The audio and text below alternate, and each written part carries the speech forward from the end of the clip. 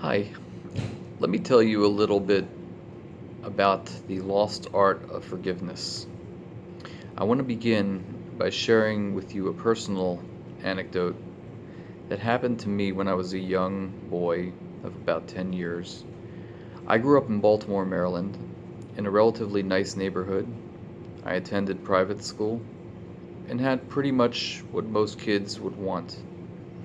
However, I was always the smallest and skinniest boy in my grade.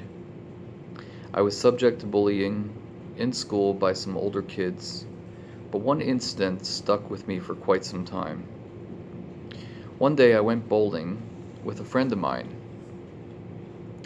in the neighborhood where I grew up, and I wore my yarmulke wherever I went, and it didn't seem to ever be a problem. It was a red and blue yarmulke.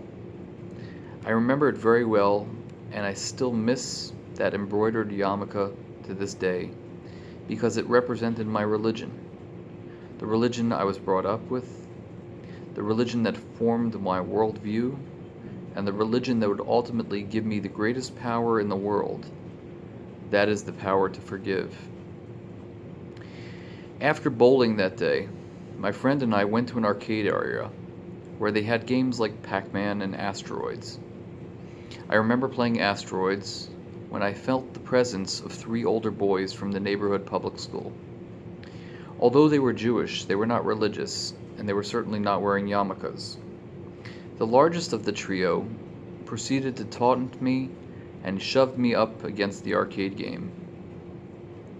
He then took off my yarmulke with force and put it on his head and proceeded to dance around with it, mocking me the entire time. I was powerless as it was a scrawny little me versus three larger high school boys. I looked around and noticed other people watching. They did nothing to try to intervene.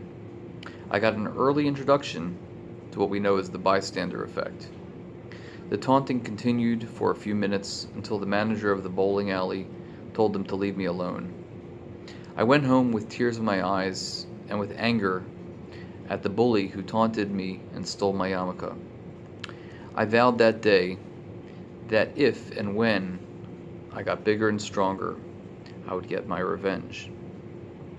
Years went by, and I looked for this bully, but never saw him again after that incident until I was about 20 years old. I had buffed up and became somewhat proficient in martial arts, at least enough to handle a bully or two. I had really not thought too much about him, as so much of life had passed by, and I had many other things to occupy my mind. From time to time, though, I would think about the incident, but it would quickly fade into the background. Then the day came. I went back to the same area, which no longer housed the bowling alley, but I saw him. He was coming from one direction, and I was coming from another. The adrenaline began to take over. However, as he got closer, I noticed that he had a very distinguished limp and looked quite disheveled. I also realized that I was now at least 4 to 5 inches taller than him. I thought to myself, this is no match, and on the spot I decided that I was going to forgive him. I had begun taking courses in psychology and was fascinated with the idea of forgiveness. When we were inches apart, I stopped him and asked him if he remembered me. He said no. I reminded him of the incident and said to him something to the extent that for years I was dreaming of the day that I would meet him and beat the living daylights out of him. I saw the fear in his eyes and said, "But I want to tell you that I completely forgive you." He apologized to me for being a stupid kid who hung with the wrong crowd. We shook hands and parted ways. Years later, I was reading The Art of Forgiving by Lewis Smedes, and one quote stood out in my mind. To forgive is to set a prisoner free and discover that the prisoner was you. I'll repeat that because it's so profound, yet simple.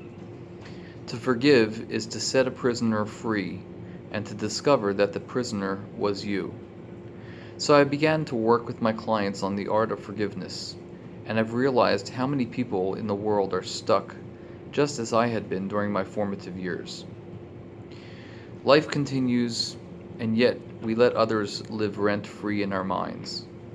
Recently, I gave a talk about forgiveness and spoke about a fantastic book called Picking Cotton.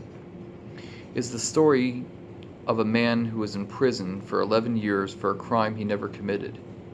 Ronald Cotton, in this book, details how he forgave his accuser and how they have become close friends. That is power. Ronald Cotton is a great man for forgiving what some might say is the unforgivable. I challenge all of you who are watching this video to engage in the art of forgiving. It will change your life forever. Guaranteed.